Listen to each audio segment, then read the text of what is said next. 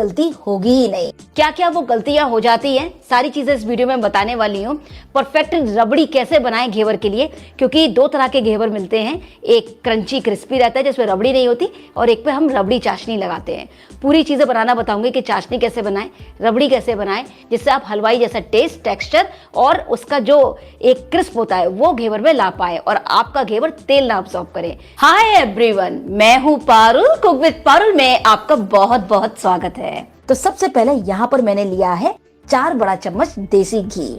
कोई ये नहीं कि मैं आपको बोलूं कि 3 चम्मच लीजिए, 2 चम्मच लीजिए, आपको 4 बड़ा चम्मच देसी घी लेना है, जो माप मैं आपको बता रही हूँ। अब यहाँ जो आपको घी लेना है, सबसे पहली टिप वो इस तरह का हल्का सा जमा हुआ लेना है, एकदम मेल्टेड घी नहीं लेंगे। 5 से 6 आइस क्यूब्स या इस तरह का बर्फ का बड़ा ब्लॉक हो तो आप वो भी ले सकते हैं। थोड़ा सा पकड़ना फेंटना आसान हो जाता है। आज जो मैं आपको तरीका बता रही हूँ बिल्कुल ऑथेंटिक वाला, जो राजस्थानी मलाई घेवर बनता है वो वाला तरीका बता रही हूँ। जैसे आप बाजार में मिठाई की दुकानों पर लेते हैं ना, बिल्कुल वैसा ही घेवर आपका तैयार होगा। कोई गलती का सवाल ही नहीं है, बस आप देखते जाइए स्टेप बाय स्टेप प्रोसेस और रेशो। तो यहाँ पर घी को देखिए बर्फ के साथ इस तरह से एक ही डायरेक्शन में आपको फेंटते जाना है। इतना फेंटना है कि जो घी है बिल्कुल जमा जमा सा आपको दिखाई देगा। अभी आप देख सकते हैं कि फेंटते फेंटते जो हमारा घी था बिल्कुल बटर जैसा हो गया है, एकदम क्रीमी टेक्सचर का। ये आपको इतना इसको फेंटना है और वो भी एक ही डायरेक्शन में। तो जो स्टेप्स और जिस तरीके से मैं बता रही हूँ बिल्कुल वही फॉलो कीजिए, बहुत आसानी से बना लेंगे आप घेवर। बस जब ये इस लेवल पर आ जाए कि थोड़ा सख्त क्रीम जैसा हो जाए तैयार, बर्फ को हटा दीजिए और ये देखिए एकदम बढ़िया फेंटते फेंटते आप देख सकते हैं बिल्कुल मक्खन जैसा क्रीमी हो गया ना। जब इस तरह का सॉफ्ट क्रीमी टेक्सचर का ये हो जाए, देखिए मैं पास से दिखाती हूँ ऐसा। इस स्टेज पर इसमें हम डालेंगे मैदा। तो यहाँ पर मैंने ली है 1 कप मैदा। सारा काम मैं बताना भूल गई थी, आप एक कटोरी ले लीजिए जैसे मैंने ली हुई है। सब कुछ आप माप एक कटोरी से कीजिए तो आपको वजन करने की भी जरूरत नहीं पड़ेगी। तो यहाँ मैदा को मैंने बढ़िया से पहले ही छान लिया था और उसी कटोरी से मैंने 1 कटोरी भरकर पूरी मैदा ली है। मैदा को बिल्कुल बढ़िया से मिक्स करते जाना है, इसका क्रम्बली टेक्सचर आ जाए। ऐसा करने से जो मिक्स है वो एयरी हो जाता है, मतलब उसमें हवा आ जाती है जिसकी वजह से जाली बढ़िया पड़ती है। अच्छा, यहाँ पर आपको बहुत ज्यादा मेहनत ना लगे तो अब आती है हलवाई की दूसरी टिप। यहाँ डाला जाता है 1/4 कप ठंडा दूध यानी चिल्ड मिल्क। एकदम फ्रिज का ठंडा दूध चाहिए, पहले से उबला हुआ भी हो तो भी चलेगा पर ठंडा हो। 1/4 कप का अर्थ हुआ 5 से 6 बड़े चम्मच हमें ठंडा दूध डालना है। थोड़ा थोड़ा करके डालेंगे, ऐसा करने से काम आसान हो जाएगा। बहुत ज्यादा आपको प्रेशर देके मिक्स नहीं करना पड़ेगा और लम्स भी नहीं बनेंगे। याद रखिए, अगर आपने रूम टेम्परेचर का दूध डाला तो मैदा अलग हो जाएगी, घी अलग हो जाएगा, इसलिए सब काम ठंडा ही करना है। अब आती है हलवाई की वो सीक्रेट टिप कि वो क्या डालते हैं ऐसा। मैं यहाँ डाल रही हूँ 1 बड़ा चम्मच भरकर बेसन। बेसन डालिए, इससे क्रिस्पनेस और कलर बहुत बढ़िया निकल कर आता है घेवर का। इसमें हम डालेंगे इसी स्टेज पर 1 कप चिल्ड पानी, मतलब 1 कटोरी, जो कटोरी मैंने ली ना उसी कटोरी से 1 कटोरी चिल्ड पानी लेना है। लगभग 1.25 कटोरी, मतलब ऐसे समझिए 1 कटोरी ठंडा पानी चिल्ड और 1 कटोरी से थोड़ा सा कम, इतना पानी अभी चिल्ड इसमें लग गया है। अब यहाँ बस आपको एक ही चीज याद रखनी है, बढ़िया घेवर के लिए बिल्कुल रनी वाटरी एकदम हमारा बैटर होना चाहिए। ये देखिए इस तरह का, अभी देख रहे हैं ना एकदम फ्री फ्लोइंग कंसिस्टेंसी है, बिल्कुल वैसा आपको रखना है। अब इसमें बिल्कुल भी लम्स ना रहे तो अब आप लगाइए एक बड़े बोल पर छलनी और इसको पूरा छान लीजिए, जैसे बैटर एकदम स्मूथ कंसिस्टेंसी का रेडी हो जाए। जो भी थोड़े बहुत लम्स होंगे ना, यहाँ पर छानकर इस तरह दबा दबा कर आप पूरा छान लेंगे तो एकदम स्मूथ हो जाएगा। बढ़िया से पूरे बैटर को मैंने छान लिया है और ये देखिए कंसिस्टेंसी। जो बैटर की कंसिस्टेंसी होनी चाहिए ना वो रनी फ्लोई होनी चाहिए, कि जब आप ऊपर से इसको गिराएं तो टप टप करके गिरे। देखिए इस तरह की, ये देखिए टपक रहा है ना, बिल्कुल ऐसा। तो टोटल मिलाकर लगभग 3 कप के करीब चिल्ड पानी लगा है ऐसा घोल तैयार करने में। चलिए, हमारे जालीदार क्रिस्पी घेवर के लिए बैटर तो हो गया है परफेक्टली तैयार, लेकिन अभी इससे घेवर नहीं बनाएंगे।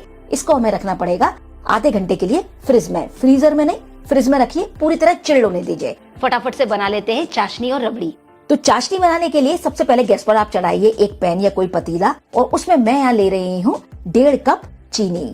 तो उसी कटोरी से, स्टील की जो कटोरी है उससे या फिर कोई कप से आप पूरा 1 कटोरी और आधा कटोरी, मतलब 1.5 कप आपको चीनी लेनी है।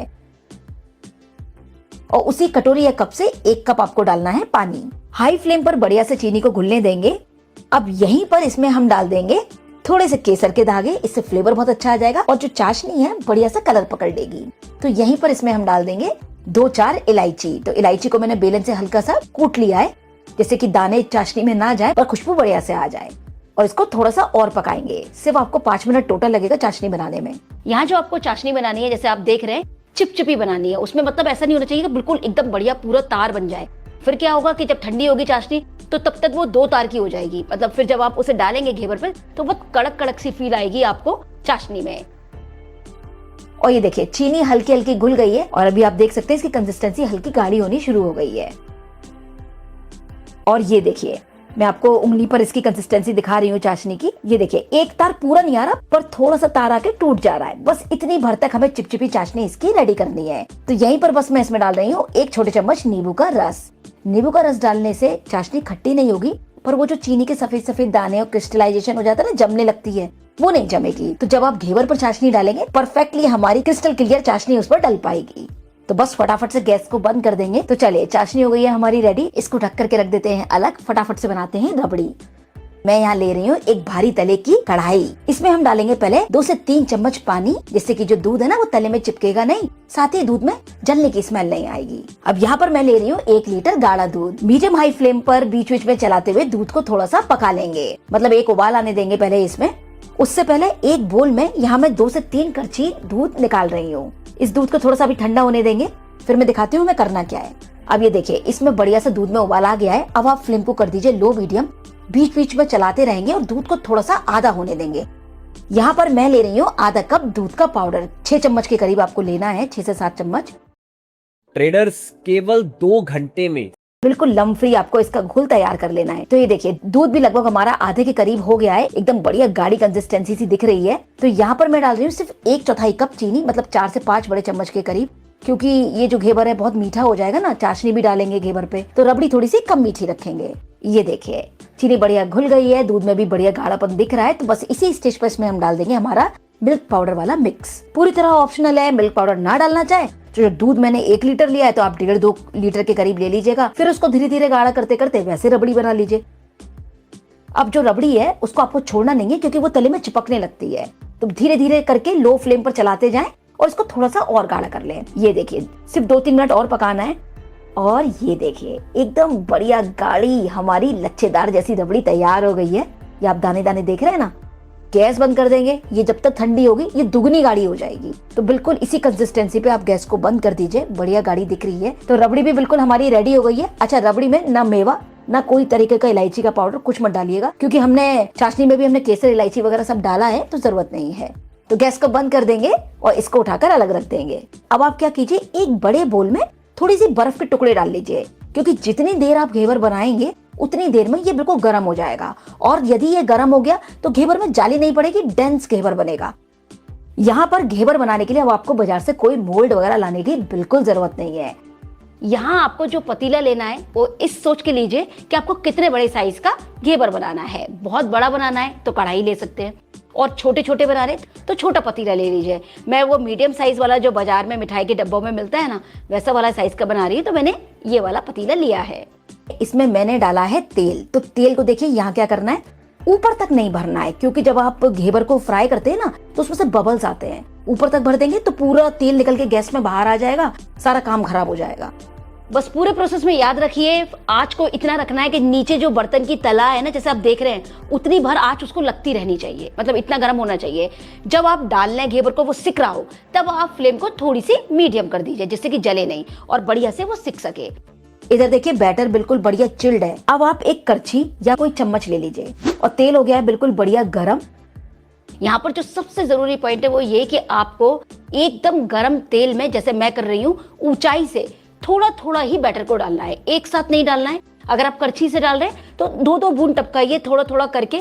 जब वो बबल्स सेटल हो जाए, जब मतलब बबल्स पूरे सेट हो जाए, उनमें बबल ना रहे, तभी आपको दूसरी चम्मच उसमें बैटर डालना है। इस बात का आप बिल्कुल ध्यान रखिएगा। और देखिए किस तरह से नीचे जाके बिखर रहा है। बिल्कुल मत परेशान होइएगा, इसी तरह जाली बनेगी इसकी। सब कुछ मैं दिखाती जा रही हूँ। अब देखिए सेटल हो गए ना बबल्स, अब वापस डालेंगे बीच सेंटर में। इस तरह से आपको बैटर को डालते जाना है।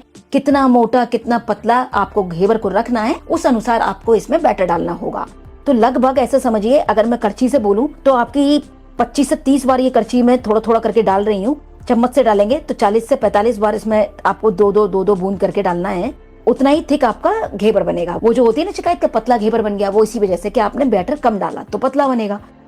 अभी आप देख रहे हैं ना, मैं बैटर ऊपर से डाल रही हूँ, ऊंचाई से डाल रही हूँ और धीरे धीरे करके इसमें जाली बनती जा रही है। अब कोई बेलन या कोई स्टिक ले लीजिए और बीच में जो सेंटर है उसमें ऐसे गैप करते जाइए, क्योंकि जो बैटर है ना उसको बीच में ही सेंटर में जाना है, तभी वो इस तरह से बिखरता है सारी डायरेक्शन में और वो जाली बढ़ती है और फिर वो डिजाइन बन जाती है। अब जब आपको लगे कि नीचे से गोल्डन बढ़िया दिख रहा है, अब हल्का सा उसको प्रेस कर दीजिए फोक से या बेलन से, इससे वो थोड़ा नीचे चला जाएगा घेवर, जिससे ऊपर की जो सरफेस है घेवर की वो भी सिक जाएगी। तो क्रिस्पी और क्रंची आपके वो चक्के तैयार हो जाएंगे। और बहुत प्यारा सा कलर आ गया है और मैं अब आपको धीरे से उठा कर दिखाती हूँ। और ये देखिए परफेक्ट जाली और टेक्सचर, कितना बढ़िया घेवर का हमारा चक्का तैयार हुआ है। ऐसे ही बनाइएगा, आपका इससे भी बढ़िया बन जाएगा।